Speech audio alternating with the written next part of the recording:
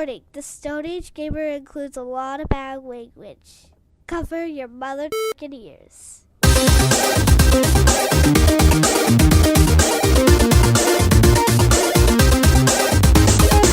Good evening and welcome to episode 219 of the Stone Age Gamer podcast for the week of September 14th, 2018. I am Kris Randazzo, and joining me tonight is Expert Ass Pain, Dan Ryan.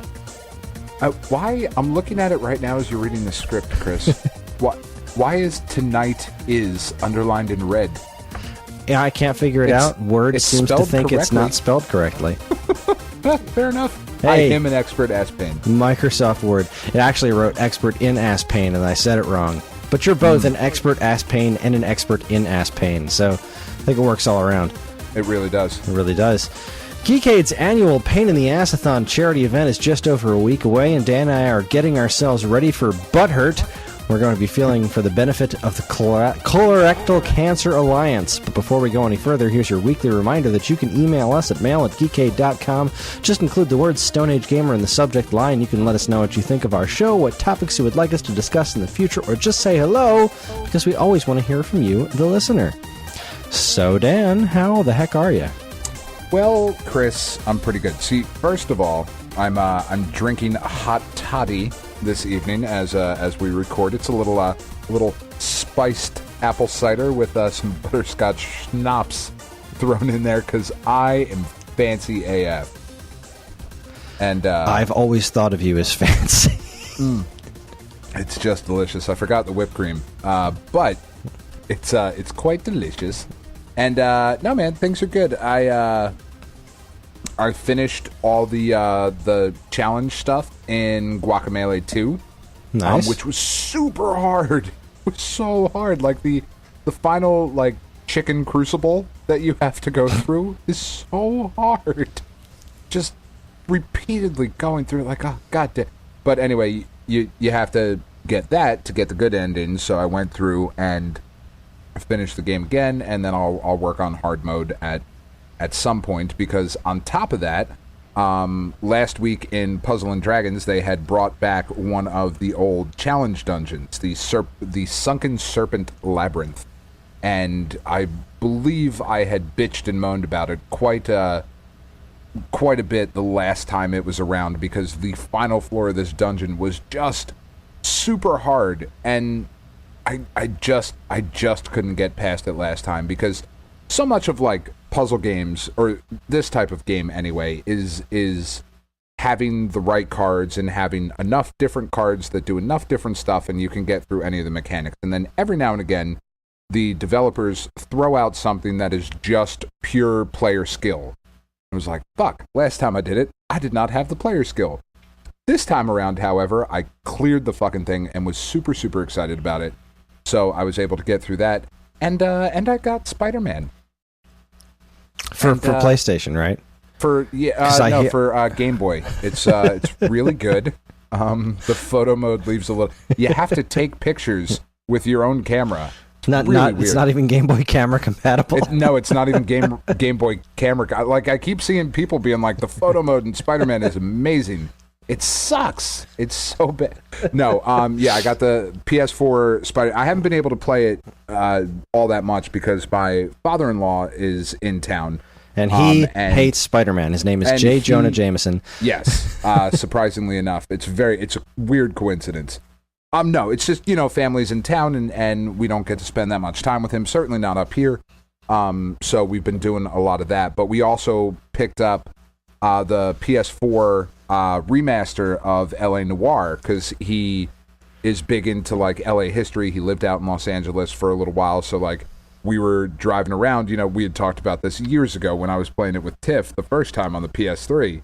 Or maybe, hell, we might not have even talked about it. It was so long ago when we played that game, but we're driving around and he's like, "Oh, you're on Alameda. You got to make a right to get over to this thing because the game is so damn accurate." And it's, I had forgotten how much I loved L.A. Noire, because you know this about me. I don't make it too much of a secret. I really don't like Rockstar games. Yeah.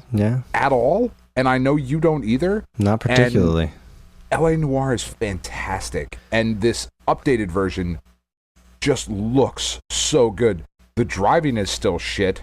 The animations are still wonky as hell because that's Rockstar. But it looks really good, and the story is still ham-fisted and over the top and ridiculous, and I love everything about it. So we've been playing that more than Spider-Man, but the hour and a half that I've spent with Spider-Man so far has been, amazing. Some might even say spectacular. It's really good, Chris. I have heard really just good. Almost universal good things about it. Lots of early Game of the Year talks, which, people are coming right back with, but God of War happened. Yeah. And Red Dead Redemption's coming out. And, Red Dead, no. This game is... it feels so good to play this game. Like, if you thought Spider-Man 2 on Xbox was like the Spider-Man game, this just blows that away. It's finally been supplanted. Fashion. It really, really has. The swinging feels so much better. The wall running, like the way you can combo into and out of swings and wall runs, and the combat.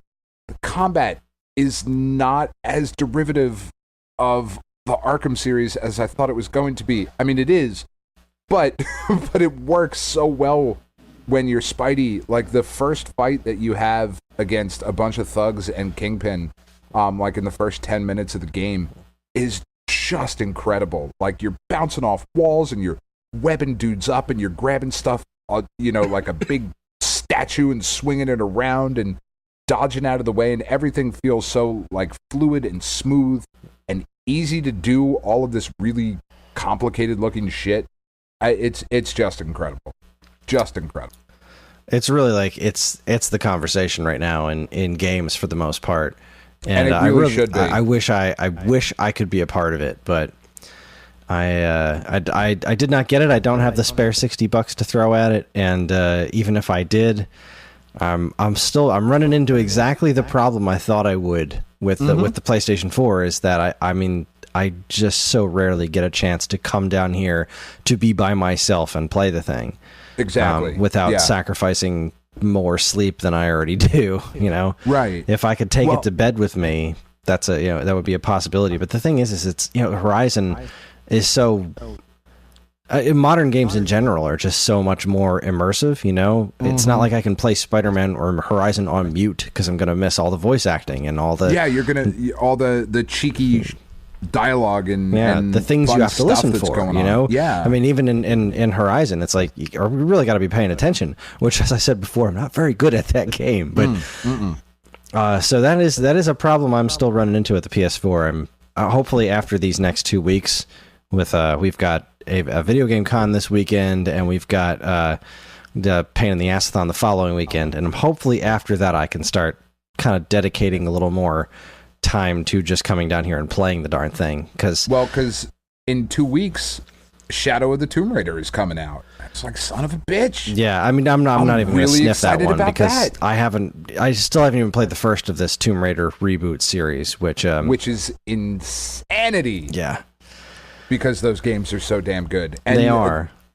Everything about this one looks to be just as fantastic. So I've heard some very good things about it. It's it feels like I'm having such an interesting year for games because a lot of the big budget stuff hasn't come to Switch this year. I mean, and the ones that has been like the few things that I'm not so interested in that I need to just jump immediately on top of, with the exception of Wolfenstein. But I'm playing all these.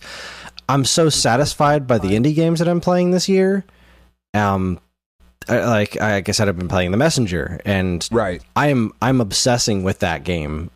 I think about it all day long. Like, I just wish I was home finishing off The Messenger, because I'm at this point in the game where, again, I don't really want to spoil stuff for you. That game is available on PS4, by the way. It is out now? It came out, I believe, the same day as the Switch version. Oh, did it? And I think I read somewhere that the Switch version is outselling it 4-1, and I think I know why. Because people think this is a Switch exclusive. Yeah, I had no idea. Well, also, the I had Spider-Man no idea. hype Yeah, well, yeah, the is, Spider-Man hype too. But I mean, this would have been like the perfect game to play before Spider-Man came out. You know what I mean? Well, that was Guacamelee too. Well, yeah, that's true. So this will maybe be. Oh God, I still have to finish Owlboy because I love that. But then God of War and this one here is it's a plethora of riches. Yeah, exactly. There is a. And I hate to be an Xbox basher, but I tell you, there's just this unbridled tsunami of awesome content, no matter where you are, except Xbox. Yeah, it really does feel that way, and it really does suck. Like, I am still super jealous that Xbox is getting more Cuphead stuff. Mm-hmm. Like, because that stuff looks awesome. Legendary Chalice as a playable character looks really, really cool. And, I mean, there is stuff to be excited about. If you, like, Forza, I think, came out, right? Maybe? I don't even know. I don't even know. But, like, Forza is a thing to be excited about. And there are, you know, Tomb Raider is coming out for Xbox. Mm-hmm. And, you know, I mean, there is stuff to do, but like the exclusives really have been won by Sony and Nintendo this year, and Nintendo's big two exclusives haven't even come out.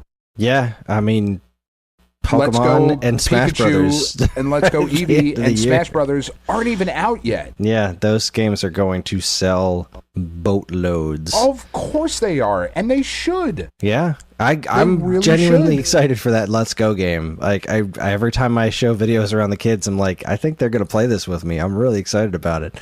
Yeah, and even if they don't, you'll love it, and that's fine too. Yeah, that it seems like a nice little casual romp for me, which I'm good with. Also, I'm hearing, and this is not something that I'm going to buy, but I've been shocked at the reaction to Mario Party. Super Mario Party has been getting a lot of positive feedback at all the cons that people have been playing it at, which I'm genuinely surprised by. Like, well, those are a bunch of people that you should never talk to again.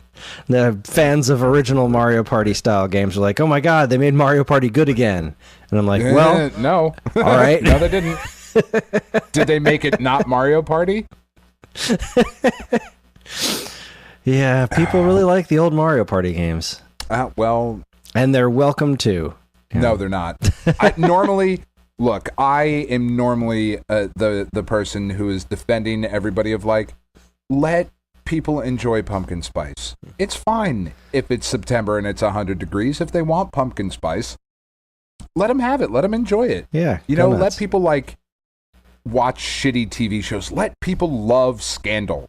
That show is objectively terrible. I don't even know if it's still on, but Tiff watched all of it when it was on Hulu, and it's objectively awful, but whatever. Enjoy it. Except for Mario Party. That just makes you a bad person. That's worse, Mario Party or Ready Player One? Mario Party. That's not even a question. I don't even have to think about that. Yeah. That's brutal, because you hated Ready Player One. Oh, God, I hate it with the very soul of my being. But at least there was at least moments in Ready Player One where I could be like, all right, well, that was cool. You know what I mean? Like the King Kong from Peter Jackson's King Kong, the remake that he did, was in it. And like, that's fucking cool. I love Kong. That's fun. Oh, look, there's a Ninja Turtle and Hello Kitty. I mean, the rest of all this is objectively stupid and poorly done. But, you know, stuff. Oh, Freddy Krueger's there. Ooh. Mario Party is still just Mario Party. There's never a moment where I'm like, ooh, Freddy Krueger. And if that happened, Chris, I would be really into that Mario Party. It's like, oh shit, there's King Kong and Freddy Krueger. I'm into this. Did not see that coming. Did not see that. Literally, if you gave me a million guesses. Mean, Donkey Kong and Waluigi are in it. That's basically the same thing. I mean, yes, but no. I mean, you know. But no, Mario Party, 10 times worse than Ready Player One. Well, arguably the most important thing that happened in this last week was that the demo for Mega Man 11 came out. I didn't play it. I'm kind of shocked. I don't want to. All right. I I don't want to because I just want to get that game I'm sort of trying to chase the experience that I had as a kid of like, you know, there's a new Mega Man. Like I saw it at the store. I don't know anything about this, but it's Mega Man. Did you know it's a new Mega Man? That's all I know. Like I watched the first teaser trailer and a little bit of that first like stage that they released, and about halfway through that video, I shut it off and just was like, no, I just want to go into this with zero expectations, good or bad. All right. I just want it to be a new Mega Man game, and I will let my decision, mostly because, Chris, Mighty Number 9 burned me so hard as it burned everybody else so hard. And I know that this is a different thing. Like, I get that, but, you know... Let me at least confirm to you that it is not Mighty Number 9. All right, well, that's good. Look, I mean, feel free to talk about it. Tell me that I should be excited. I have to talk about it because as soon as I found out this demo existed, I jumped right on the eShop and I downloaded it, and I'm super impressed by it. It is it's modern Mega Man.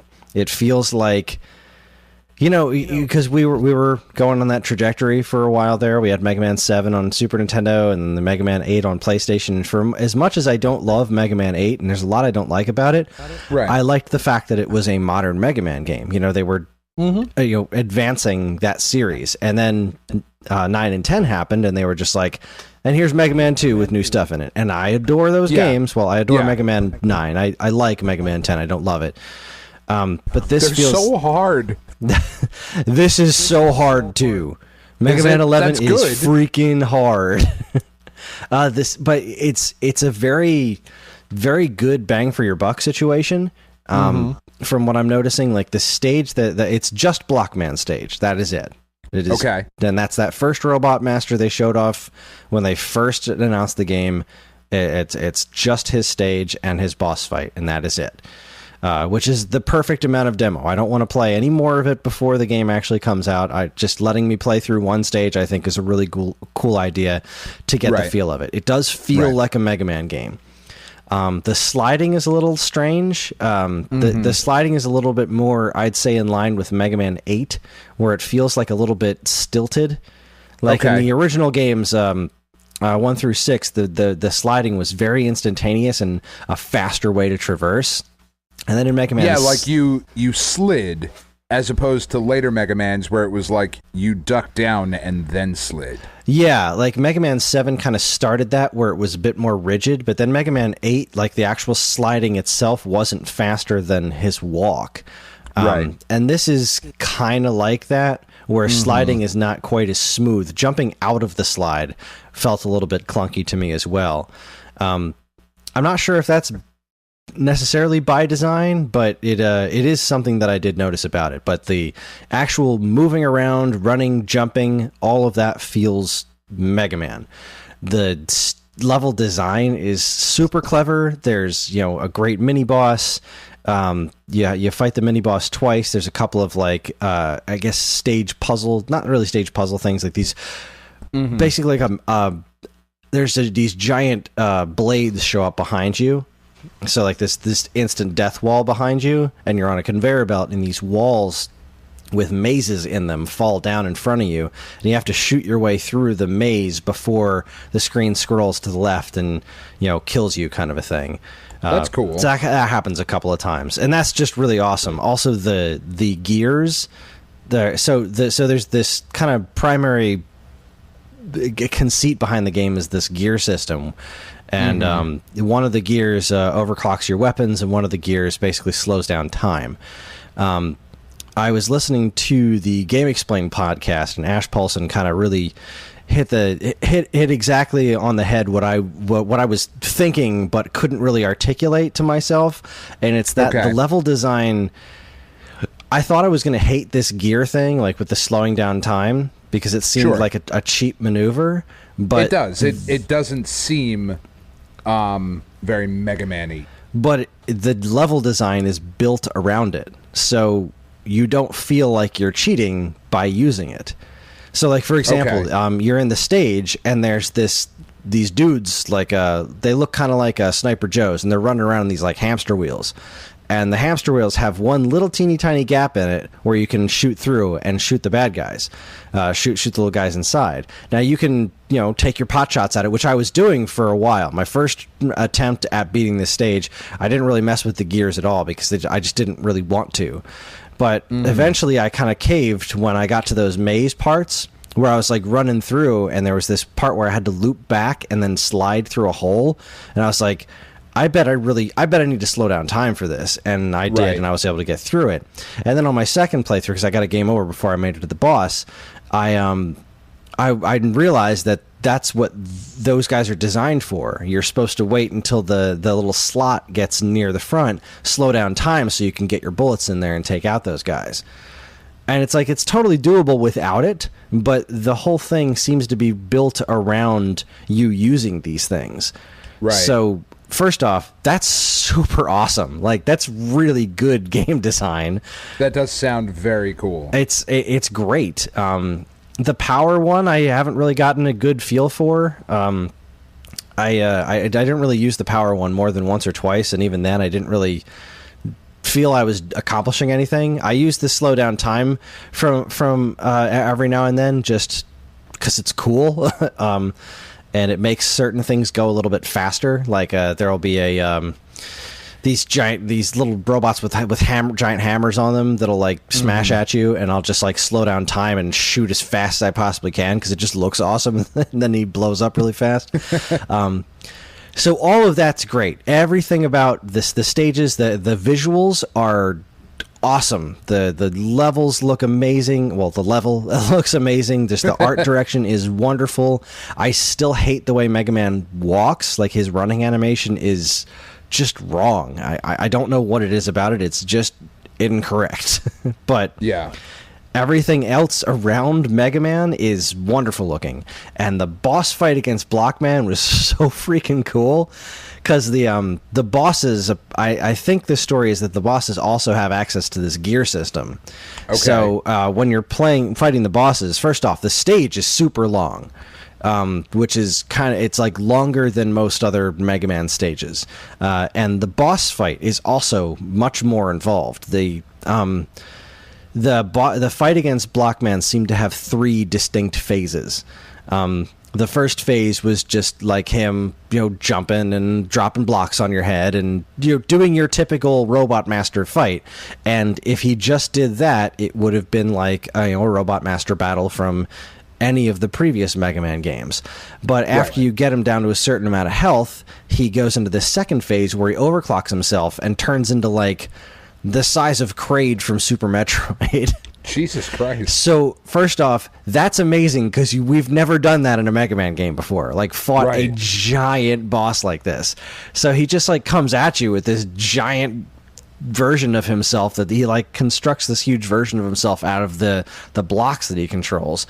And after you beat that form, he goes back down to, his regular size. And then he just goes through this, like, similar to Iceman from Mega Man 1, chucking blocks straight at you, kind of the way Iceman does, except it's a lot more frantic, but you can also destroy the blocks with your buster. And then that's the end of the fight.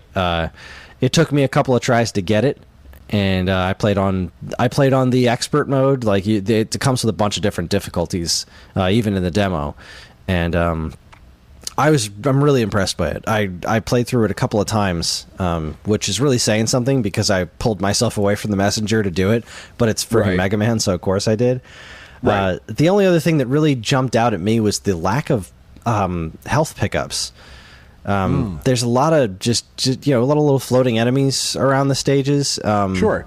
And you'd think that you'd be able to blow those guys up and get yourself some health pickups, but I got very, very few health pickups throughout the course of the stage. Like, I died a couple of times because I ran out of health, which is not something that happens to me a lot in Mega Man games, because usually you can at least kind of farm some health, but it just, like, no one's dropping anything. And I don't know if that's just a symptom of the difficulty, because I didn't play it on any of the lower difficulties. I just played through it twice on the hard one, and I just went right back to the messenger because it's awesome. So, Well, all right then. Yeah, Mega Man 11, I'm so excited for that game. I can't wait to see what else it has in store because I've watched they haven't really released a ton of trailers. They're doing the way they're building the hype for it, I think, is really cool.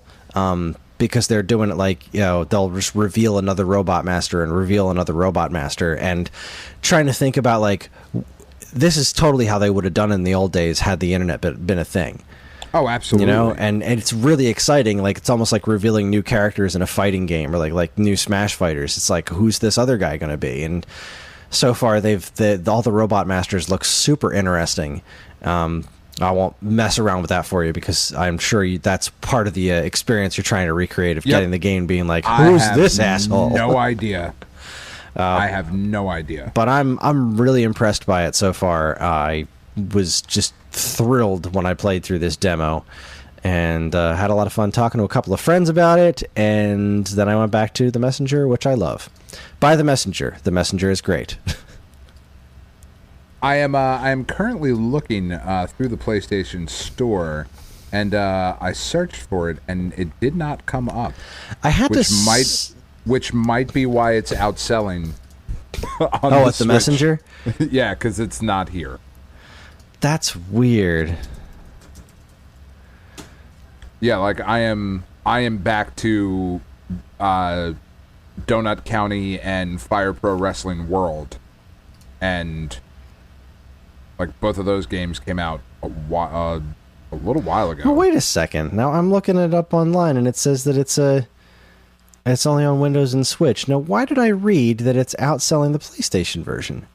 Well, it is. Well, yeah, technically it is. I mean, where they're did not I wrong. hear that? Or am I thinking of a different game, maybe? I might be thinking of a different game entirely. Okay. I could swear that this game... Yeah, like I searched for it, and it can't even be pre-ordered yet on the PlayStation. Yeah, I'm just not even seeing a listing for it. Yeah. Coming out on PlayStation. I must have been thinking of a different game entirely, and that's going to bother me. Because I could swear I was it was either listening or reading something that said The Messenger was out on PlayStation, and it just wasn't selling as well as the Switch version. Well, it isn't. Well, it isn't. I apologize for my ill-informedness. As I am searching through this, though, I just saw that Burnout Paradise Remastered is on sale for $15. That's a steal. That's really going to be hard to pass up. Luckily, somebody has a birthday coming up. Oh. Anyway, Chris. Anyway, let's get down to brass tacks, because we got a lot to talk about. We do, and we like tacks. We do love especially tacks. Brass ones. They're the best kind. Clearly. Silver tacks, clown shoes. Child's play. I give them to my children. I do. I really do. Here, child's play. Play with these. Enjoy these tacks. Don't get them in your eyes. And if you do, it won't matter, because they're not brass. They won't cause permanent damage. So, every year, we here at Geekade do something called the Pain-in-the-Ass-a-Thon, which is a 24-hour game streaming extravaganza where we play pain-in-the-ass video games to raise money for colon cancer charity. Not charity for colon cancer, because we don't like colon cancer. We want it to go away. Research to eliminate research, colon cancer. Prevention, all that kind of stuff. Right. I've teamed up with the Colorectal Cancer Alliance. They used to be called the Colon Cancer Alliance, and now they've switched it to this other word that I'm terrible at pronouncing for some reason. Because colorectal, when you're going to say cancer after it, is a very tricky flick of the tongue. It is. It doesn't flow off the tongue quite as well. It doesn't. But you know what? They're a great charity, and they've been very helpful to us. And we have teamed up with them to do this whole thing. And it's kind of...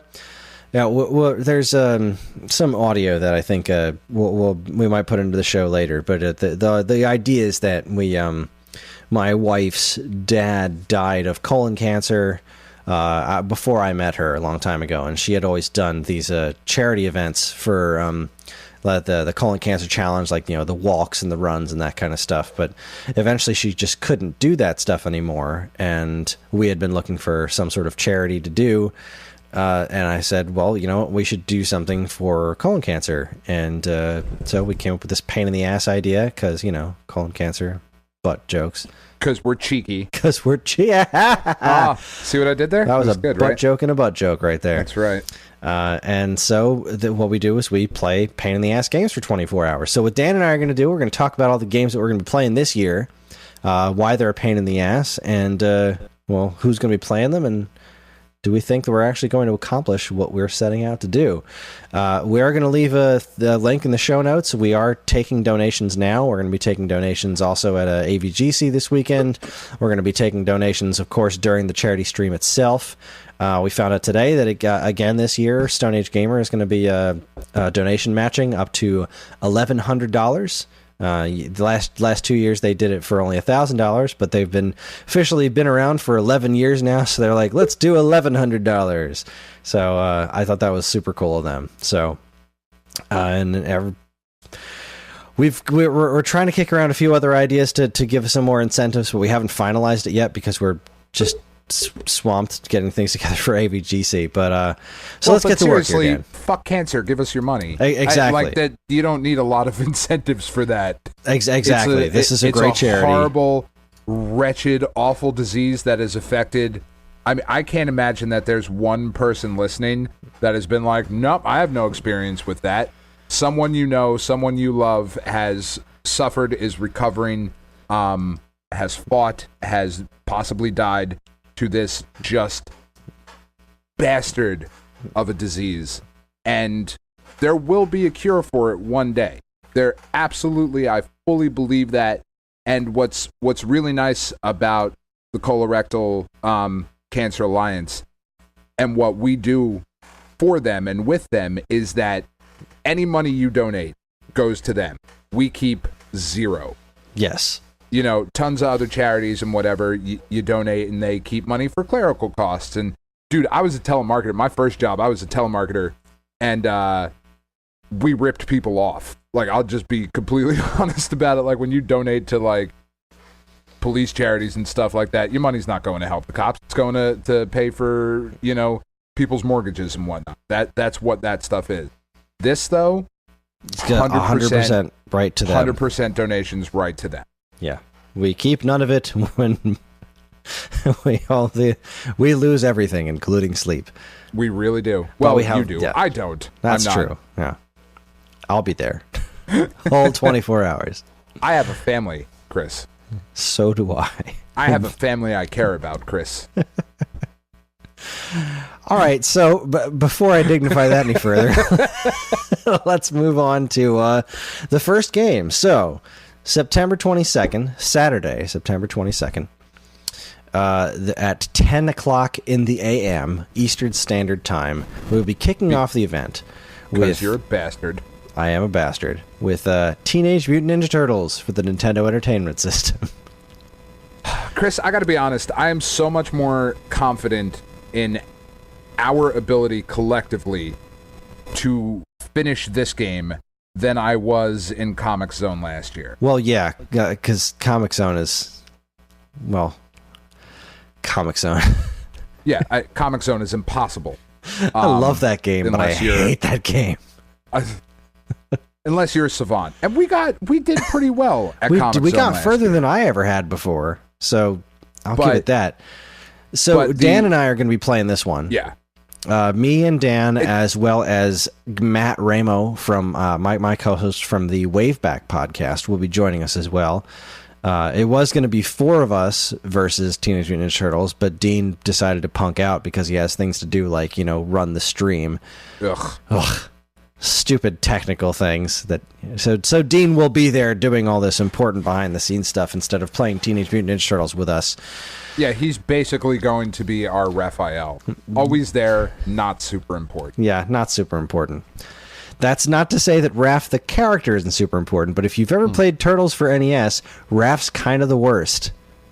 Oh, without question. He just kind of twirls his sai around and has no reach. Whatever. So the idea is that we're going to be playing this for... Boy, I actually kind of lost my schedule here. We're going to be at this for 2 hours, 3 hours. How long did I give us for this? 2 hours, which I think is enough. Yeah. Theoretically, we should. All right, from 10 a.m. Oh, 10 a.m. to 1 p.m. 3 hours. Oh, is it 3? Yeah, we got 3 hours for this. Okay. Then yes, we are definitely going to beat this game, Chris. You think so? Yes. Because I think we're going to get some game overs. We're going to have to start this over more than once. Oh, sure. But, like, the game's like 40 minutes long. Well... It's not a very long game, Chris. Well, I will be bringing a backup game. I haven't decided what it is yet, but I don't know, because I don't think Matt's very good at this game. So how are we going to work this, Chris? Like, are we each just going to take a turtle? I think that might be what we should do. Yeah, Okay. I mean, speed runs of this thing. No cheats, no death. I got a speed run here at 25 minutes. Yeah. I don't think there's any chance that we're going to get... I'm not practicing, just because in the interest of that's not fun. That's not fun. So yeah, I don't know, man. I just don't know. No, Chris, we're gonna beat this game. We are right. going to beat Teenage Mutant Ninja Turtles. I never have, but we're going to do it together. I'm fairly confident I have, because I'm like looking at the ending now, and I'm like, yeah, I feel like I've been here before. And I feel like once you get past Terradome, yeah, it's like you're fighting the Technodrome, which is weird that you're like fighting the Technodrome. The Technodrome, Jesus Christ. I'm a bad fan. I apologize. You're tired and or Terradome. drunk. It's okay. Yes. Either and or both. So we've got 3 hours to pour into this thing. I will bring a backup title that might be Comic Zone. Fuck, do not let it be Comic Zone. Nah, it'll be Echo. I'll leave. I mean, that's fine. If you and Matt want to just play Echo the Dolphin together and not get anywhere, just have people watching on stream, like the numbers just dwindling rapidly. People are going to take their donations back. Fuck you guys. No, actually, I think I know exactly what I want to do. What I do for our backup game. If we manage to beat Ninja Turtles for NES, our backup game is going to be Back from the Sewers for Game Boy. Oh Jesus! Yeah, we're gonna play some. We're gonna play some Game Boy Ninja Turtles games. That's what's going to be our backup. It's going to be great. I mean, I was going to suggest Battletoads, but Battletoads could be fun. Fucking hard. Yeah, Battletoads could be fun. Yeah, let's do Battletoads. That's a better one. Let's do Battletoads. I like it. Wow, look at Evan. Evan's in our notes right now, putting all the times in for us, like a good producer. Wow, he really is an excellent producer. I'm so impressed by Evan. Handsome right man. Now. And really quite dashing. He is rather dashing. So, all right. So you're saying that Ninja Turtles for NES we're going to beat? Yes. Okay. Yes. I think that, like you said, we should all take a turtle except for Raph. And I don't know. Do you think we should make Matt go first? Yes. Yeah. Get him out of the way. That sounds so terrible. But yes, he's going to walk right into one of those steamrollers straight off the bat. You know. Without question, he has to be Michelangelo. He cannot be Leonardo or Donatello. We need the reach, Chris. We do. Oh boy! All right, I don't know. I don't know that we're going to beat this one. I'm going to say that if we do, it's going to be tight.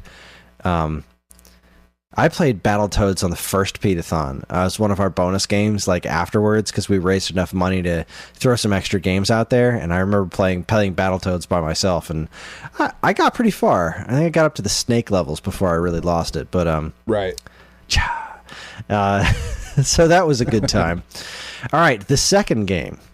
Well, that will be played. This one makes me very happy. The second game is going to be the Sega Genesis version of Altered Beast.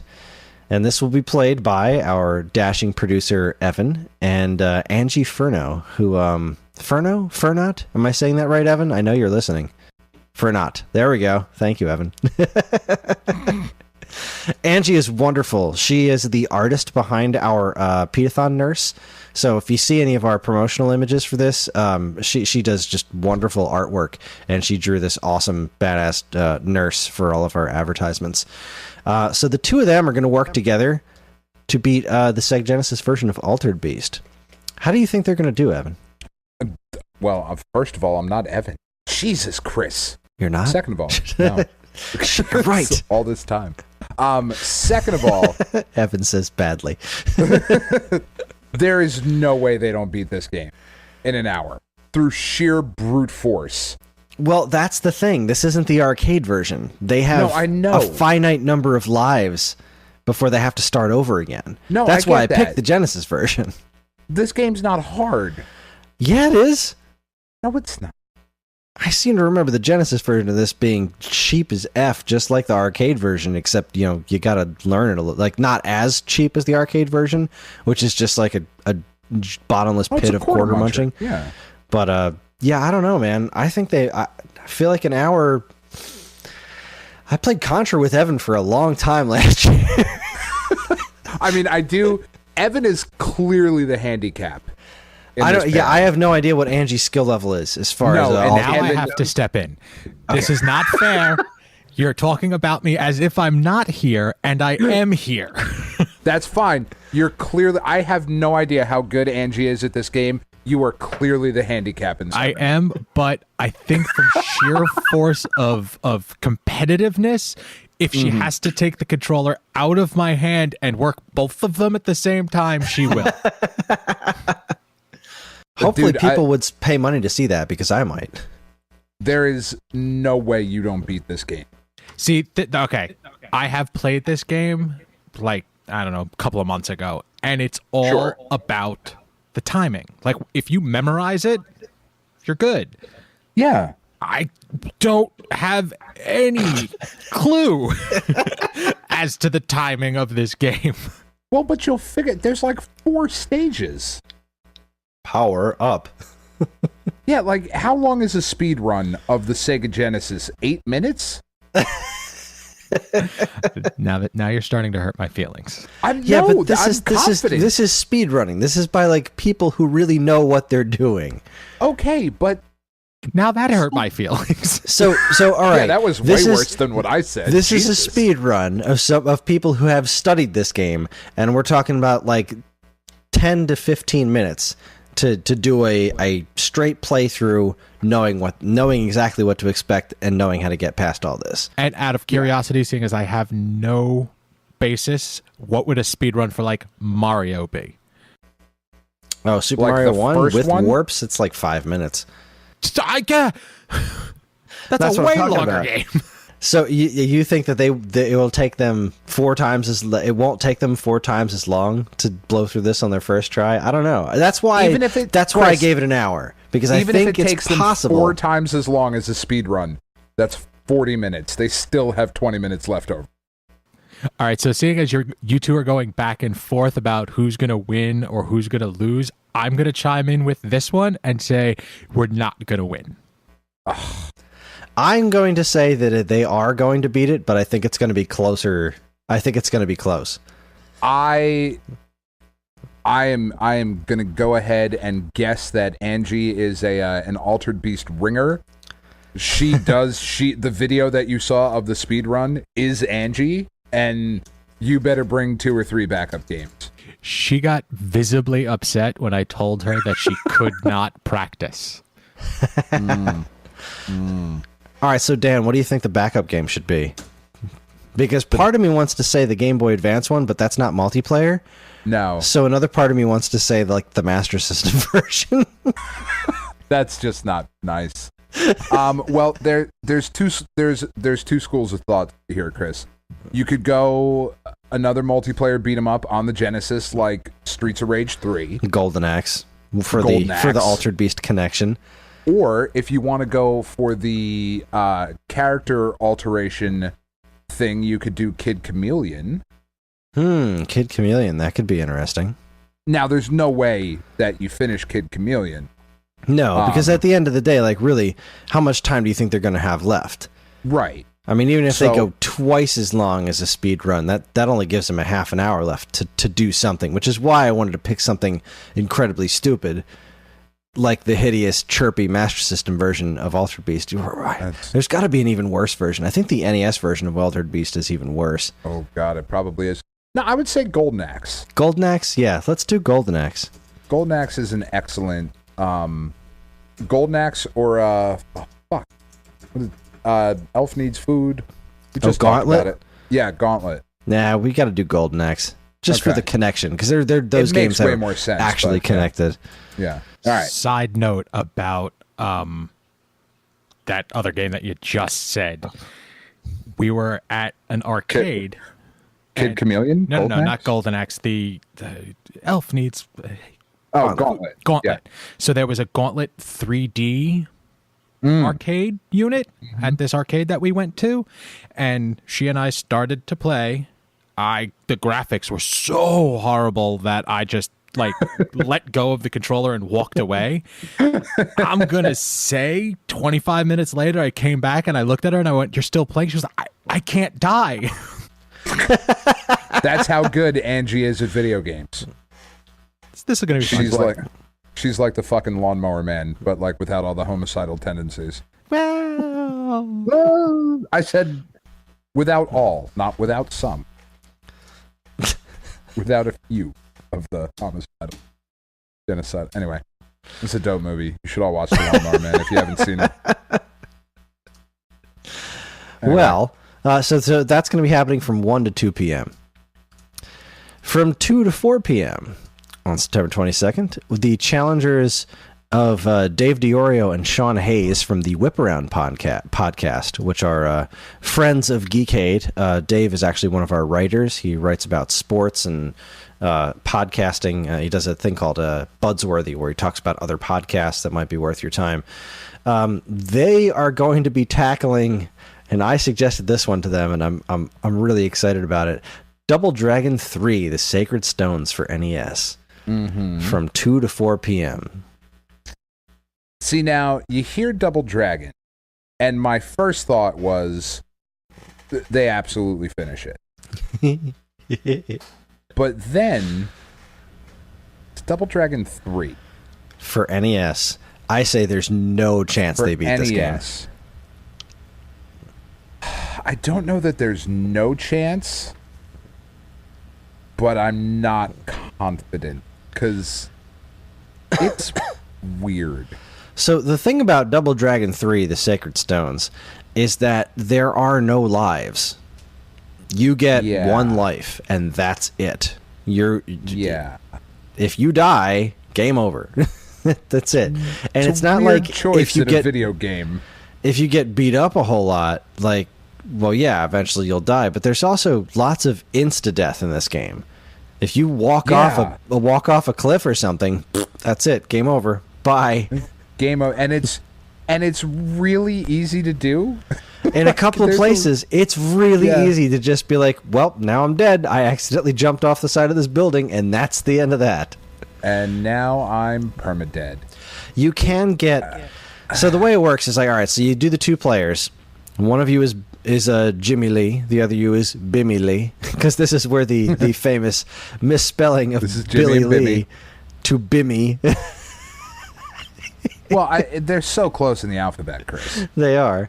And also and it's just when this game came out, they tell you what weapon you're using at the bottom, and like your default weapon is bare hands. And a friend of mine when I was a kid thought that the character's name was Billy Bare Hands. Well, I get to be good old Billy Bare Hands. That's the second playable character in Adventures of Bayou Billy, right? Yeah, Bayou Billy and Billy Bare Hands. Oh boy. So you can there's a couple of bosses that you beat in this game, Chin and Ranzu, and when you beat them, you get them as playable characters that effectively act as more lives. So if you die as Billy Bare Hands, you get to come back as Ranzu or Chin, who are Ranzu's awesome because he's just a ninja with a sword, and he can run, and he's pretty great. Do giant jumps and whatnot. Chin is a little weird. He's just like rotund fella that can headbutt you. He's kind of everything Karnov should have been. His running animation is hysterical. He does this cute little trot. Such a weird game. Yeah, it's a weird game. It's got some pretty awesome music. It's got some great moves. Just mechanically, it's really cool. It's the one life and you're done kind of situation that makes this game obscenely hard because it's already difficult to begin with. Like, it's a tough beat 'em up, and it's unforgiving with the lack of any sort of lives. So I'm going to say there's no chance they finish this. Yeah, I'm going to go ahead and say no shot. But if they do, Chris. If they do, I pulled your selection from the last one because I think it's perfect. Streets of Rage 3. Streets of Rage 3. That game's fucking dope.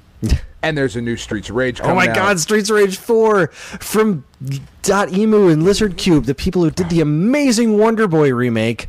Oh my god. So focus. Focus. We did talk about that last week too, but we'll talk about that. Believe me, we will talk more about there will be words 4. said about that. All right, so moving on to 4 to 6 p.m. on Saturday, September 22nd. Jonathan Fugger,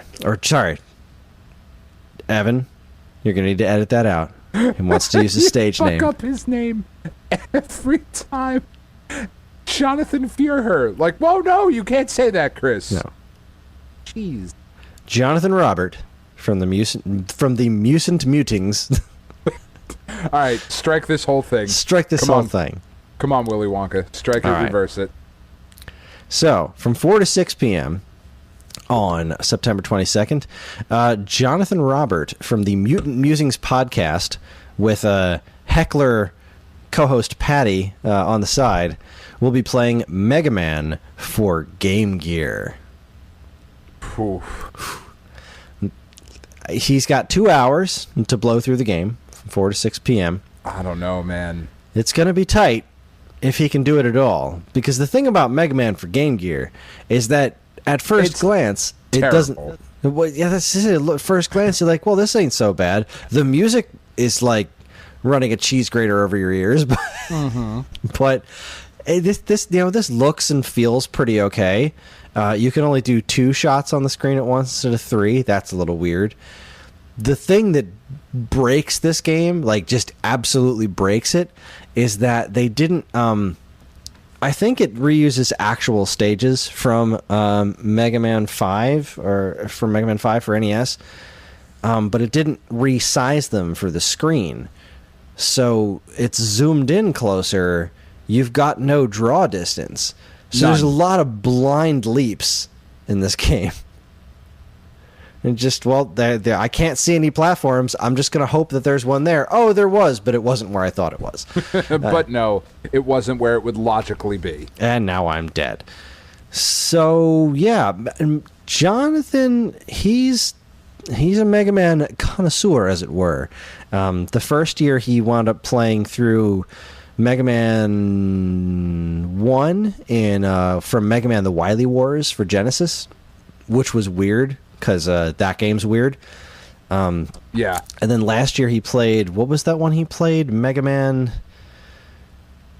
It's not Mega Man Unlimited. It was some homebrew Mega Man game. Yeah, one of the other ones that's super tough but really awesome. Yeah, and it was really cool watching him play through it, but he didn't finish it because it was absurdly hard. And this year he wanted to do another Mega Man game, and I suggested this one, and he jumped right on it. So I don't know. I'm going to say that he's going to be able to do this because I don't really know for sure how long this game is. I think it's shorter than a regular NES Mega Man game. Let's see. Mega Man. I'm going to say no because the game itself is just unfair. Yeah, I mean, I'm looking at a standard long play that's only 40 minutes long. I mean, it looks like this game can be beaten in 30 to 40 minutes. So as long as he doesn't screw up too much, because it is pretty unfair, but if he does manage to just like tear through it. I'm gonna say yes. I'm gonna say yeah. He's gonna beat this game. All right. Well, this is the first one where we are in disagreement, Kris. Oh, are we taking bets on these? I don't know. But is there a wager? As far as the backup goes, I know what he would want. What do you think should be the backup for this? Street Fighter Cross Mega Man. That's a good one. Jonathan had expressed a lot of interest in playing some Mega Man Soccer. Really? Yeah. I think that would be pretty fun. I think that would be pretty fun. Mega Man Soccer it is. Mega Man Soccer it is. So if he winds up beating Mega Man for Game Gear in the allotted time, and there's anything left over, he'll be playing a little Mega Man Soccer. Which, if you've never seen Mega Man Soccer before, it's freaking bananas. It's absurd. I love that this game exists. It's absurd. It is absurd in the best possible way. Okay, and then we hit prime time.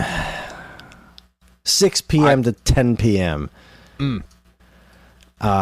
Because I did not want to start this at or after midnight again. For the last 2 years of the Pain-in-the-Ass-a-Thon, I have been attempting to work my way through the unholy Triforce. That is the 3 Philips CDI Zelda games. I have successfully completed Link Faces of Evil and Zelda Wand of Gamelon, which means only one more Philips CDI Zelda game exists, and I have saved the absolute worst for last. Oh boy, have you. This game is putrid. And, see, the games that we've talked about so far, Ninja Turtles, Altered Beast, Double Dragon 3, Mega Man for Game Gear, these games aren't necessarily bad. There are bad things about them that make them kind of a pain in the ass, but they aren't intrinsically awful games. And I'll even stand up for Ninja Turtles for NES. I think there's good in that game.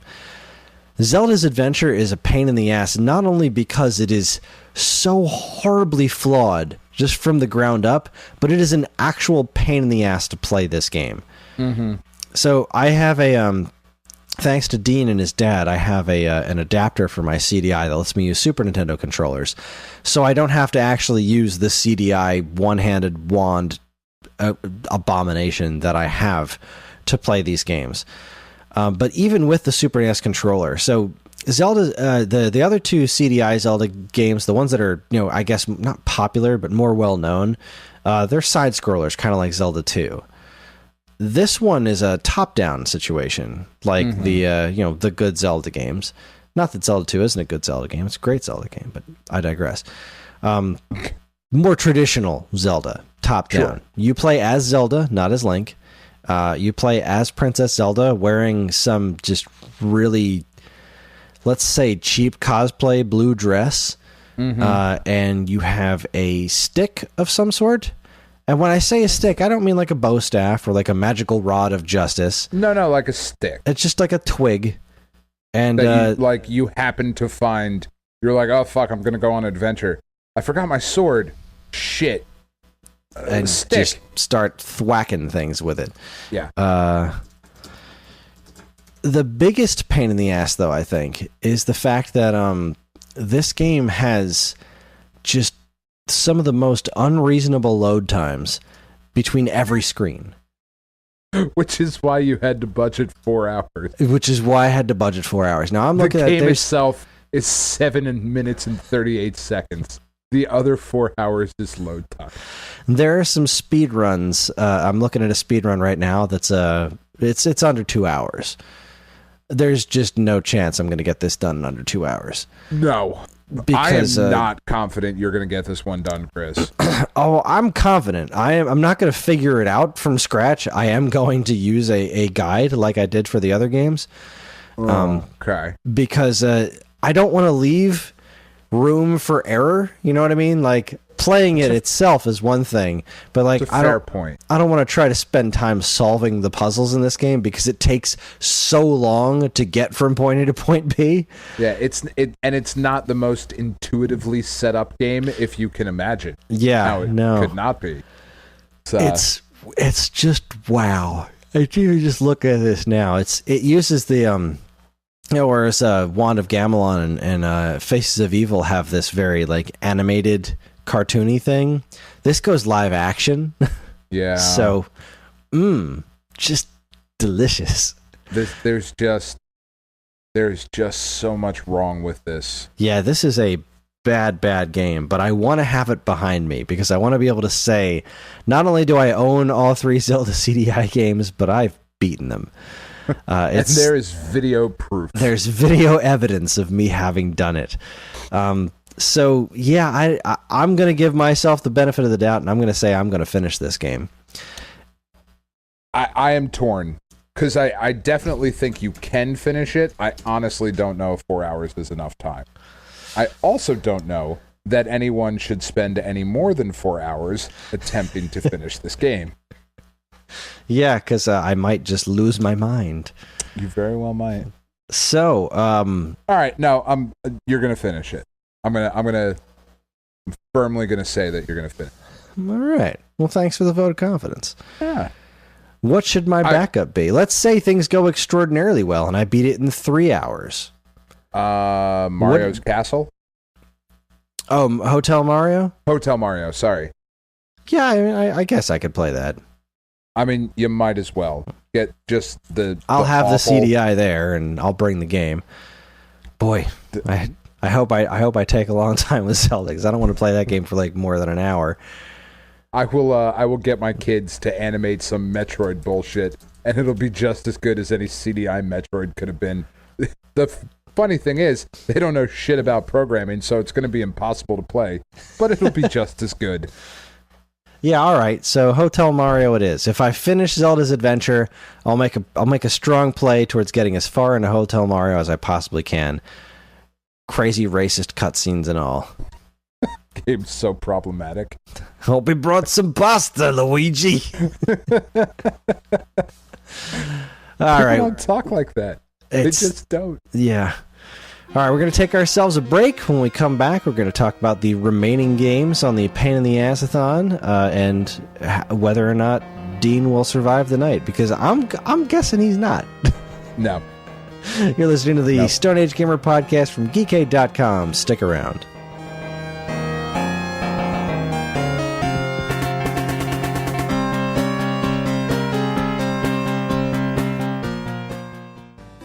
And now, here's a look at some of the other original content available right now at Geekade.com.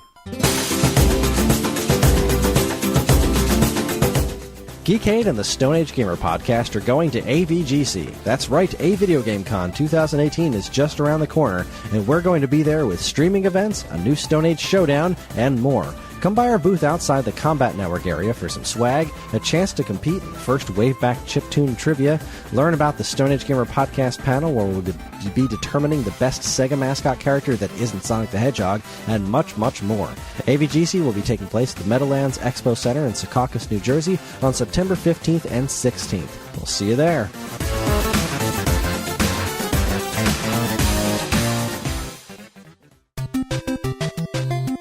Geekade's annual Pain-in-the-Ass-a-Thon is back, and this year is going to be our biggest pain in the ass yet.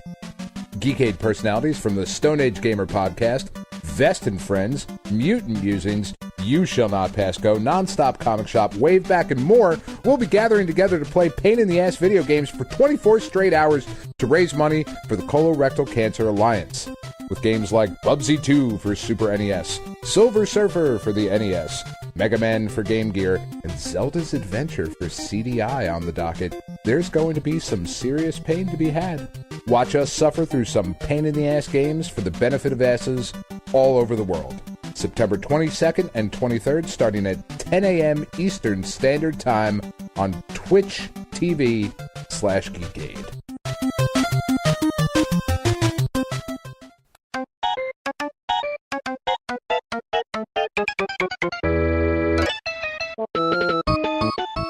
We are back. Guess who's back? Dan is back. Back again. JD's back. Hello, friend. Guess who's back? Guess who's back? So there's a new Eminem record that came out. It's pretty good. Is it? I've heard mixed reviews. Yeah, I like it. I'm not much of a judge. You're not into the hippity hop. as I it were, am Kris? not so much. I have been listening to the Messenger soundtrack almost nonstop, though.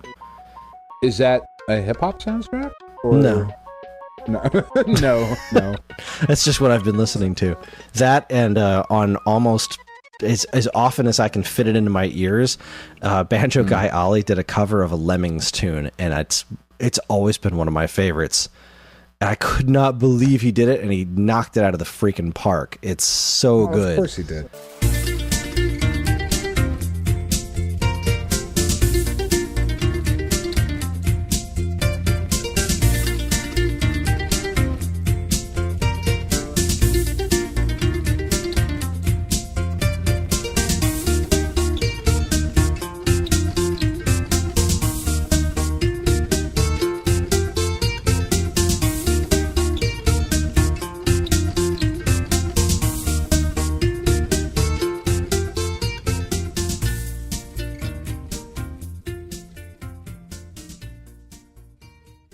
It's so good. I mean, and see, I was just about to ask you where you come down on the age-old Nas and Jay-Z debate, but I could not pick either of them out of a lineup. Perhaps we might have to have our listeners chime in, Jay-Z or Nas. You heard the man. I'm on. I gotta go with Nas, man. Just better. I mean, I love Jay-Z. How do you spell that? N-A-S? N-A-S? Yeah. All right. I wasn't sure if that was a serious question. Do you not, like, really? You live in the world, Kris. I just told you I've been listening to the Messenger soundtrack. I mean, sure. I'm not sure what world you think I live in. Really? If I ruled the world? Nas? Illmatic? Anyway, whatever. Okay. Sorry. Fine. I got nothing. So back to the Pain-in-the-Ass-a-Thon. Finishing off day one, the first day of the Pain-in-the-Ass-a-Thon, September 22nd. We're going 10 p.m. to midnight. Dave Marconi and Genghis Kuyas from the You Shall Not Pass Go podcast will be playing Until Dawn Rush of Blood VR for PS4. Which is an excellent choice. That game is scary as fuck. There's no reason anybody should be playing that at midnight. We're all adults. We don't have to do this shit anymore. I will have just come off of playing 4 hours of one of the worst games in history, and then I'm going to get to watch them play in VR. Oh, I'm excited for this one. I'm not... Dave said something about what made it a pain in the ass, and what he sold me on was like something about like the aiming itself is kind of really hard to pull off, but it's also it's an on-rails shooter in VR. Yeah, it's so damn terrifying that it really is. It's hard to get through. So I'm stoked as long as I can stay awake for it.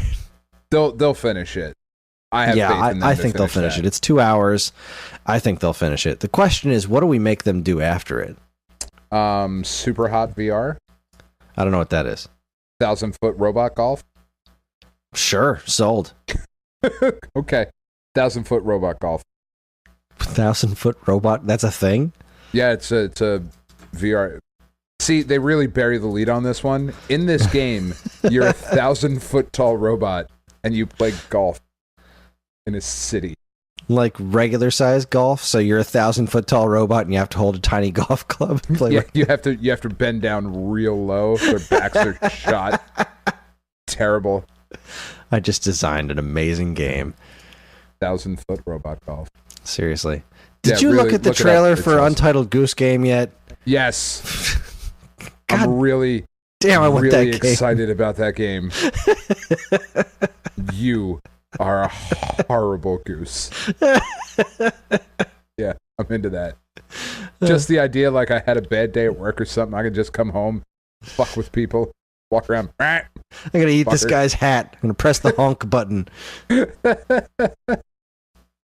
Oh God! In Spider-Man, there's a finger guns button as you're walking around on the street. So you just walk around and you're like, "Hey, it's fucking awesome." So good. That's wonderful. Anyway, even if I never get around to playing it, I'm just glad that game exists. Oh, I'm so happy with it. All right, so Until Dawn, Rush of Blood, we're both giving them the go-ahead. We both think that they're going to win, and then they're going to play 1,000-Foot Robot Golf. Yes. Which is somehow less absurd than Ninja Golf for Atari 7800. It really is. It really is. Ninja Golf's amazing. All right, so... after that, you're back up, Kris. Well, everyone's back up. Everybody who's still awake, from 12 a.m. to 2 a.m., kicking off day 2 of the Pain-in-the-Ass-a-Thon, everyone who's still awake and able to hold a controller is going to be playing Overcooked 2 for Nintendo Switch. Not a chance this game gets finished. Well, God, no. There's no way to finish it in 2 hours. This is kind of like a super fun reprieve, because this game is intentionally designed to be a pain in the ass. Right. It's hard, it's awkward on purpose, because it is designed around chaos. See, but you stepped on my joke, though, because I didn't even get to say, there's no way this game can be finished, because if everyone who's still awake is playing it, there's going to be too many cooks in the kitchen. See where I was going with that? I do. Good. I was impressed. You always left me satisfied and smiling. Well, that's what I'm known for. This will be a blast, especially if there are some relatively tired folks playing this game, because it is a pain in the ass. You're right. It is awkward and chaotic and silly and fun. And the second one is more chaotic than the first one. The second one is just friggin' nuts. But it is the perfect palate cleanser, Kris, to get us ready for the 2 a.m. hour. Yeah, the 2 a.m. hour. The sub-witching hour. This is where we shit start gets getting real. Yeah, shit gets real from here on out, I think. Especially since this is where Dean's going to start getting involved. I mean, he might jump in for some Overcooked. I feel like I'm really taking some hard hits on this, because I'm going to be awake for a long time, and I don't know where Dean's going to be on all this. But the first game that Dean is actively going to be playing, starting at 2 a.m., he asked me for a shooter. So he wants to play like some sort of like retro shooter style game, like R-Type or whatever. And he told me, instead of being fun and giving him Ikaruga, because god damn it, do I want to see Dean play that game for 2 hours. He told me to pick, and my original pick was Ikaruga.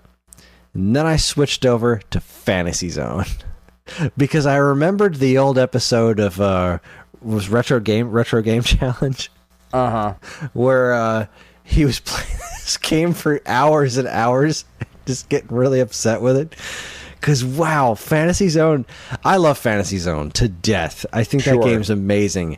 And I do too. It's such a bait and switch, because you turn it on and it's like bright and colorful, and it's like you walked into Toontown from Who Framed Roger Rabbit. It's just like, oh, this is great. This is so cute and wonderful, and the music's cheery and peppy, and I'm already dead. What happened? The game is a fucking nightmare. It is so brutal. It's so brutally hard, and it's really great. It's like, this is a wonderful game. It's a classic for a reason, and I picked the arcade version because it just looks and sounds incredible. And I don't want to listen to 2 hours of the Master System version, because the music is just like, wow. Well, you could have done the TurboGrafx 16 version. The music's better in that. Yeah, but it's basically the same thing as the arcade yeah. version. Yeah, the TG16 one is an almost perfect arcade port, so at that point, let's just run the arcade version and call it a day. Because we own the arcade machine. We do. That will be definitely brought to the streaming site and then patched No, into we the own a stream. copy of Sonic's Ultimate Genesis Collection for Xbox 360 and PlayStation 4, where this is an unlockable title, and we'll play it there. Was it? It was, yeah. Yeah, it was a Sonic game. I didn't.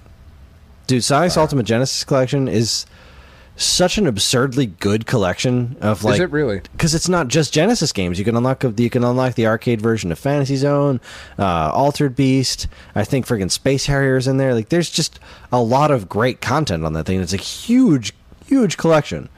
And they just slapped Sonic's name on the front because the Sonic games are in it too. But it's all Genesis games. It's just this huge, wonderful Genesis collection. But yeah, the arcade version of Fantasy Zone is in that. And so that's what Dean's going to be playing. And like we said, it's a complete pain in the ass. If you've never played before, it's a scrolling shooter, kind of like R-Type, except you can control which direction the screen is scrolling. Like you're always kind of moving forward, so there's this very slow scroll going on. But the world itself loops, and there's these bases all over the place that look like... This took me forever to figure out when I was a kid, because they make a sound, like the universal sound for you're not doing damage. Right. It's like a little dink. So you hit it with the bullets, and it sounds like you're not doing any damage. But you are. You have to keep shooting all these bases. And once you've beaten all the bases, then the boss shows up, and you have to fight. You have to shoot the boss. So this little tiny ship called the Opa Opa, and if you go down to the ground, you can sprout legs and walk. You can collect a lot of money and buy yourself some weapons that rarely last long enough for you to actually do any damage with them. And this game is so hard. There is... Absolutely. This is the one that I am the most sure of. There is no shot that Dean beats this game. I'm with you. As much as I am confident in Dean's abilities, I don't think he's beaten this. I just don't think it's going to happen. No chance. From 2 to 4 in the morning, knowing what he has coming up, there is no way. Yeah. Just no way. But just in case... The backup for this one is going to be Fantasy Zone 2. Of course. Dude, no, it really should be Ikaruga, because... It should be, Ikaruga. That game is... I can hear Dean screaming. Because I don't know that he's played that before. Because I know he hadn't played Fantasy Zone. He tried it out real quick just to see what it was. And he was like, oh, this is really cute. What have you done to me? He was like, what am I even doing in this game? What am I supposed to be doing right now? And if you can't figure out Fantasy Zone, Ikaruga with the ship flipping and the absorbing bullets and just all of that. Ikaruga is so delightful. Actually, no. Fantasy Zone 2, because Dean is playing Ikaruga next year. Yeah, true. That's a good call. Yeah. You know what? Ikaruga can be my backup for my next game. Okay.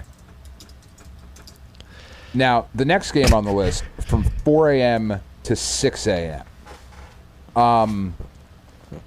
Jordan Hazelwood, host of the Nonstop Comic Shop podcast. I feel like he picked this game because he's going to beat it. Oh, God, no. No, really? Okay. No. So, Jordan, he kind of misunderstood what to pick. He thought he had to have the game himself. I guess not realizing that I have a lot of games.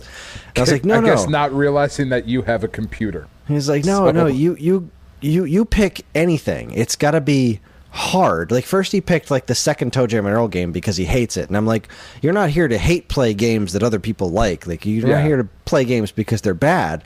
The point is to play something that's a pain in the ass, either because it's so bad it's hard to play, or because it's just really difficult, which is kind of what we're going for here is the difficulty. And then Jordan was like, oh, well, in that case, I want to try Silver Surfer for NES. He said try as in he's never played? I don't know if he's played it before. He did say try. Not a chance. Yeah, I don't think it's happening. Not a chance. No one has beaten that game. He's got 2 hours to try to beat that game. Nope. You can give him 2 fucking weeks. I don't give a shit. That game fucking impossible. It's entirely possible that he is a ringer of some sorts, and he's just going to blast through this game, and I'm going to be looking at him like, you fucking asshole. But I don't think that's the case. I'm pretty sure, because he doesn't have the game, and I don't think he has any like emulators or anything running. I told him not to practice it. I told him to come in dry. So it doesn't matter if you practice that game. Silver Surfer is the equivalent of opening your front door to leave to go to work or school in the morning, and just a big mean man punching you in the fucking face every morning. And even though you know it's going to happen, there's nothing you can do. There's just nothing, because you have to leave. You have to go to work. You have to go to school. And if you don't leave, he comes into your house and has sex with your wife. Game. Fucking. God damn it, that game. In case you don't know, Silver Surfer is a scrolling shooter in the same vein of something like R-Type, but just everything is insta-death from all angles. You're in awkward shape because you're Silver Surfer, and like walls, there's a lot of you to hit. Wind, just anything. You constantly fall off your board and die. You turn on the game and you die. That's what happens. You hit start and he falls off his board and they're like, get used to this shit. We're just prepping you with that one. So brutal. It's so brutal. It legit, like, all joking aside, it is legit, like, it may be the hardest game ever made. It is. It's brutal. It's nonsensically hard. It is not a game that you can go into like, oh, it's a Silver Surfer game. This will be fun. Like, because it's not fun. And really, not much about Silver Surfer is fun. Like, when you get right down to the character of Silver Surfer... I disagree. Dan Slott's run was magical. Where they just basically made him the Doctor? Well, yeah. That was I'm thinking more like, remember that old Fox cartoon? Mm-hmm. Mm-hmm. That was not fun. Mm-mm. That was really dire. Nope. It was weird. This game makes the Fox cartoon look like Citizen fucking Kane. The backup for this one, just because I'm a bastard, is if by some strange coincidence he happens to finish this game and have some time left, I'm throwing X-Men for NES at him. Oh, God. I can't even explain X-Men for NES. We do like Jordan, right? Because now I'm not so sure. I mean, I thought I did. We like Jordan. Hey, he put X-Men for NES was like his backup. It was like, should I do Silver Surfer or X-Men? I'm like, do Silver Surfer, you sick bastard. I don't know that Jordan likes Jordan. Yeah, we may need to have a talk after the stream. Yeah, that's going to be a brutal couple hours right there. That's going to be tough. And at 4 a.m. This is somebody who clearly cares a lot about colon cancer, who's willing to play Silver Surfer at 4 o'clock in the goddamn morning. Good God damn it. Jordan right there, MVP of the week. Yeah, for real. Godspeed. So, you shiny diamond. 6 a.m. to 8 a.m. I will be taking the stage once again to play Odama for the GameCube. It's the presidential simulator, right? You go in and undo everything Trump has done. Yeah. Where you actually give Flint clean water and Puerto Rico power instead of paper towels. Hey, sorry, I'm just really angry. Yeah, I hear you. I am comically angry. So Odama for GameCube. Oh, Odama. Got it. Odama for GameCube is wow. All right. Have you ever played Seaman for Dreamcast? No. This is the one where you just shout at pinballs. Yeah, sort of. All right, so this is the fucking hit him. Odama comes to us from the creator of Seaman for Dreamcast and Aeroporter for 3DS, the baggage claim simulator. Odama is quite possibly stranger than even Seaman. Yeah. Odama is a voice-controlled military strategy, a feudal Japan military strategy pinball game. Mm-hmm. So you have this stage, and you've got these two dudes holding a bell in the middle of this giant battlefield where there's just troops running all over the place.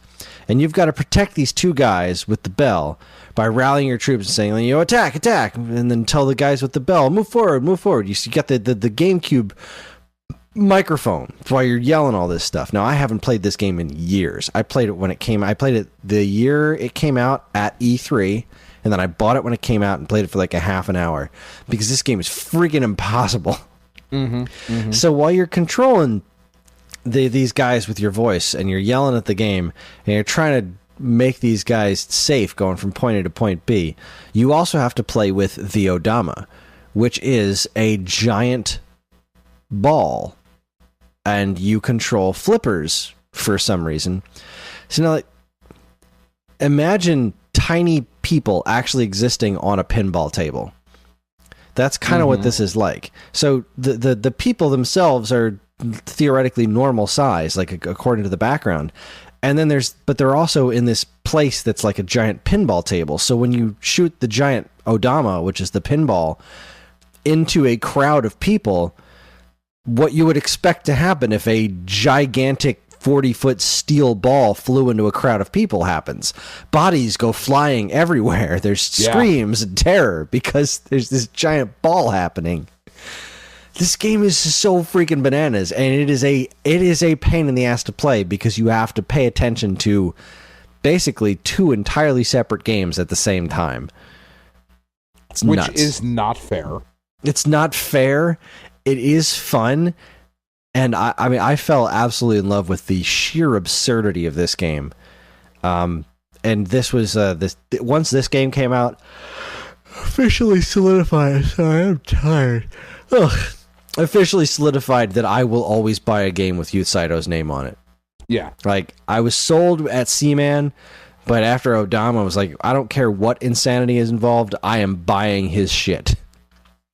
And I bought and enjoyed Aeroporter, too. Aeroporter is a fun-ass game. I mean, sure. It's like a puzzle game. It's about airplane baggage. So, I have 2 hours to do this, 6 to 8 a.m. Do you think I can do it? Oh, man. I'm not sure. Like, I am confident in your abilities. But, at that, depending on... Will you have slept? I don't think so. Maybe an hour or two. No. I might try to catch a nap while Jordan is cursing the darkness with a Silver Surfer. Then no. Yeah, No, I don't know. I don't know how long it takes to actually beat this game. I'm looking for that's the other thing. Like how much content is in this game? I'm looking for a video of a full playthrough. Oh my god. Online? That is riveting podcasting, Kris. Yeah. It's I mean, not it even looks 10 like o'clock yet. I see Or it's 10:01, I'm sorry. this one video that's stage 11, and the video is like 11 minutes long. So I don't know if it's like, I don't know how many stages. I have no idea how long it takes to beat Odama. I mean, it's certainly possible that you could do it. I don't know. Think I don't think I'm going to be able to do it. I just don't think so. Let's see. I honestly don't know. How long to beat.com does not have Odama. Then I'm going to go with no. Yeah. I'm going to go with no as well. I'm going to try. I'm going to try like hell, but I don't think it's going to happen. I think Odama is going to best me. Yeah. But damn it, I'm going to try. And that's what matters, Kris. And if I happen to beat it in that period of time, and there's extra time, I will play Ikaruga for GameCube. That game's so... Yeah, it is. Not a pain in... Be a pain in the ass for Dean, not for him. Oh, it's a pain in the ass for me. I am not good at that game. I was really good at that game for a little while. Me and my buddy Tony, our zone Tony, who you remember. I remember him, yeah. Yeah, we got really good at that game, and then didn't play it for like 10 minutes, and then we're all of a sudden really bad at that game again. It's like you got to be freaking precise with that You game. really do. It's so good, though. All right, last game. Dan, would you like to do the honors? From 8 a.m. to 10 a.m., Dean from the Vest and Friends podcast will be playing, since he finally conquered his nemesis last time around. Since he finally conquered Bubsy, Dean will be playing Bubsy 2 for the SNES. Damn right. What could possibly go wrong? Dean's never going to escape Bubsy because I have all the Bubsies. That's right, and they keep making them. For some reason. there keeps happening to be more of them. If he happens to beat Bubsy 2 this year, we're going to throw the Game Boy version of Bubsy 2 at him. Yep. Or maybe we'll throw Bubsy and Fractured Fairy Tales for Atari Jaguar his way. or Bubsy 3D, or even the new Bubsy the Woolly Strike Back for PlayStation 4, which I own. Each one of them worse than the next. Yeah. Because they're all Bubsy games. And that's... Look, the only one Bubsy sucks. game. Yeah, there's the only one Bubsy game that has redeemable qualities is the first one, and that's the one he's already done with. Mm-hmm. And it took him 3 years. Yeah, the first two. I mean, it was after the last one when he went and did his own stream and stayed up for just a ludicrous amount of hours, finally beating the damn thing. Yeah. It was goofy. It was how long it took. There's no way he beats this. Yeah, Bubsy 2 No is way. a piece of trash. Yeah. Bubsy 2 is just, it takes everything Bubsy 1 did and removes all the polish. Yep.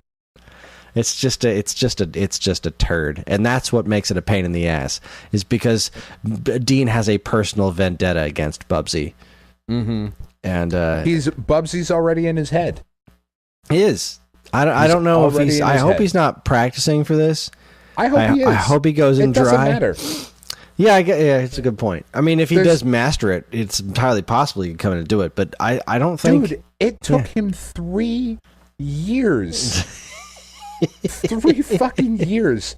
And look, we all love Dean. But Dean can be obsessive at times.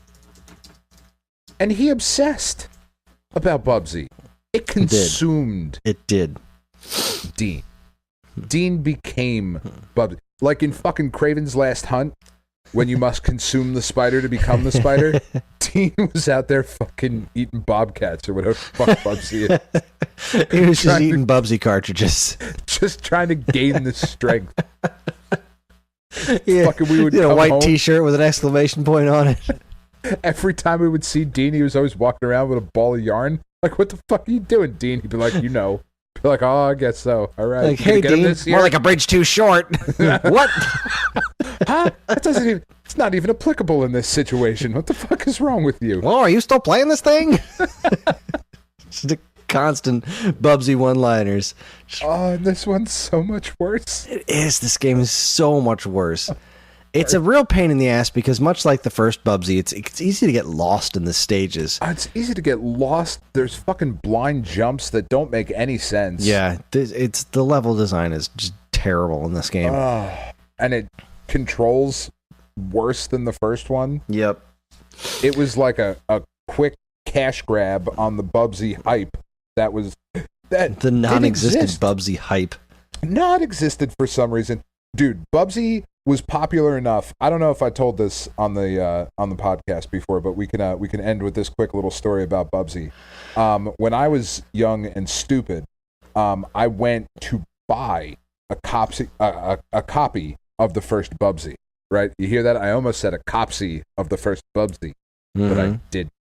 So I went to a Walmart to buy a copy of Bubsy. And it was shrink wrapped and all that. And when I got home, I was so excited to play Bubsy because it looked awesome when you were a kid. Like, oh, it's a new sure platformer. did.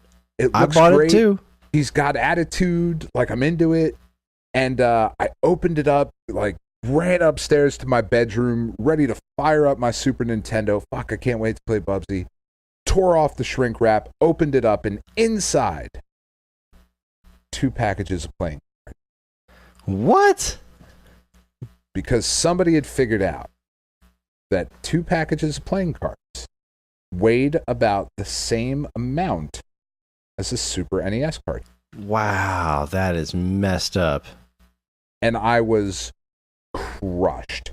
And to give you an idea of how popular Bubsy was, when I went downstairs to tell my mother, Mom, you have to go back to the store, some jagoff did this. We went back to the store. They did not have any more copies.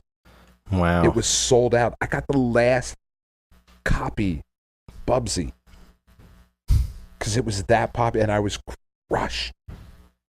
Crushed I was, Chris. I don't even remember what game I got instead. Probably got some dumb shit like ActRaiser. It was like, I still don't know how to play this game. What's going on?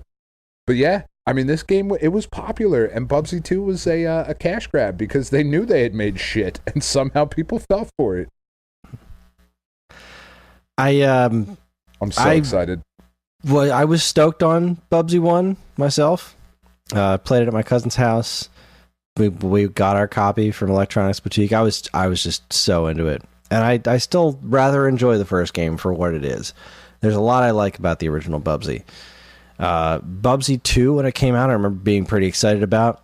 And I rented it and was immediately turned off by it.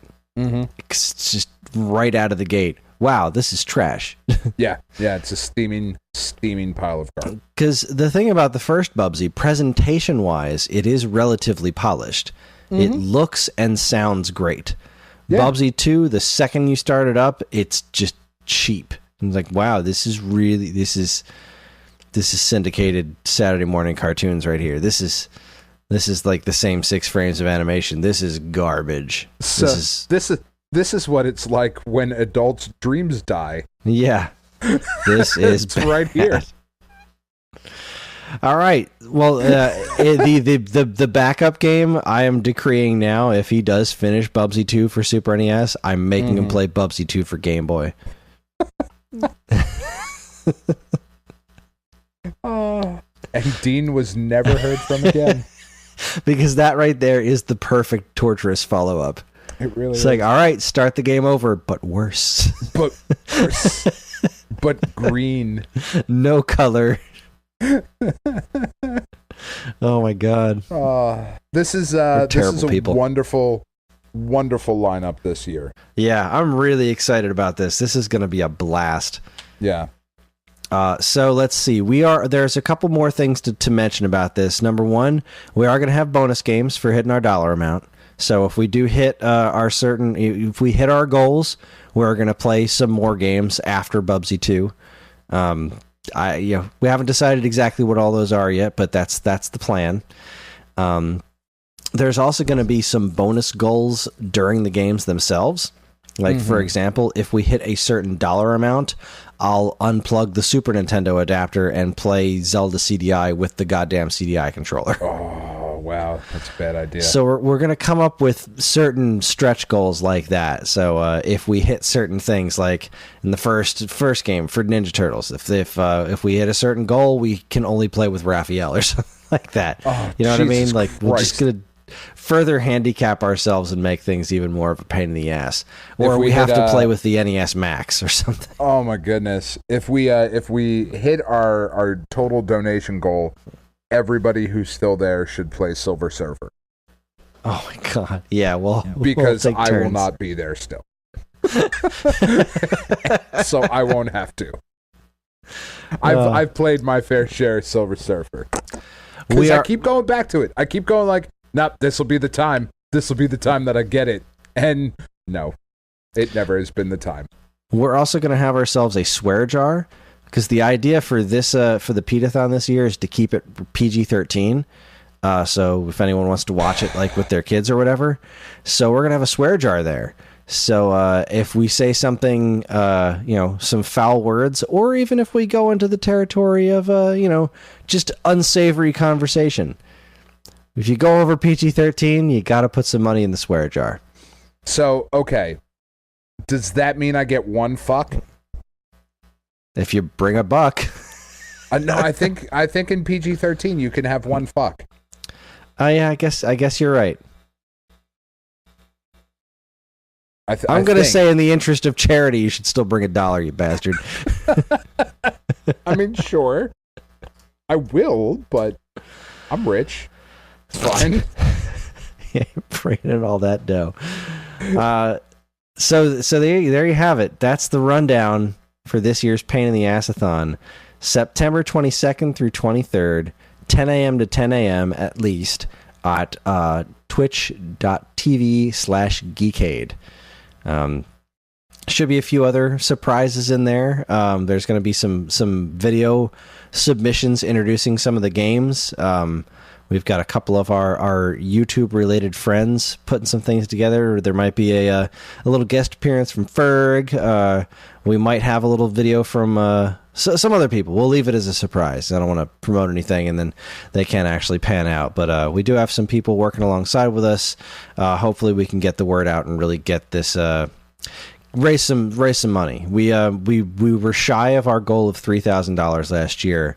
I'd really like to hit that this year. Their initial goal was $2,000. I really wanted to hit $3,000. We came close. I think we hit $2,600, $2,700. I think by the end of it. But I'd like to see if we can get up to $3,000 this year. That's my personal stretch goal. So if you got anything to donate, any and all donations will be super appreciated. We do really believe in this cause, which is one of the reasons we're doing it. And we're all going to need some sleep afterwards. Yeah. And for real, like, I sometimes get that way too with donations where I'm like, I give like $5, but does that really make a difference? It does. It really does. Like, give $1, give a nickel, whatever. If you got something that you can spare, please, ma'am, please, sir, give us your money. Agreed. And on that note, that's where we're ending the show tonight. So, next week we'll be presenting the recording of our panel from AVGC 2018, Stone Age Showdown Mascot Meltdown Sega Edition. With this year's AVGC being Sega-themed, we're doing another Stone Age Showdown where we're going to be deciding who the best Sega-related mascot character who isn't Sonic the Hedgehog is. We've brought names on board like Zero the Kamikaze Squirrel, Bug, Awesome Possum, Billy Hatcher, and of course, Bubsy. We're going to put all these characters into a bracket system, and a victor will be chosen tournament style. We had a ton of fun with the one we did recently at Long Island Retro, where we're choosing the best bad controller. I think this one's going to be a lot of fun, too. So there you go. Once again, you can get in touch with us at mail@geekade.com, as well as all flavors of social media that we inhabit. You can like us on Facebook, find us on Instagram at Geekade, subscribe to our YouTube and Twitch channels for all our latest video content, and follow us on Twitter at _Geekade. You can also find us individually on Twitter. I'm at Geekade Kris, that's Geekade KRIS. And Dan, where can the people find you? At Geekade Dan. If you're interested in more information about anything we discussed here tonight, be sure to check out the show notes, and while you're at it, you can also subscribe to this and any of our other wonderful podcasts on iTunes, Spotify, or Stitcher, or if you're super nice, you can leave us a review, because any and all feedback is welcome and appreciated. We'd also like to thank our intrepid editor, Evan, for making the show listenable for all you folks, and we'd like to thank Mark TDK Knight for our show's theme. You can check him out on SoundCloud and Bandcamp, or his website, which we'll have a link to in the show notes. Again, always remember to keep your eyes on Geekade.com for even more fresh original content. That's it, everybody. On behalf of Dan and myself, keep playing games. Money. Money. Give us your money.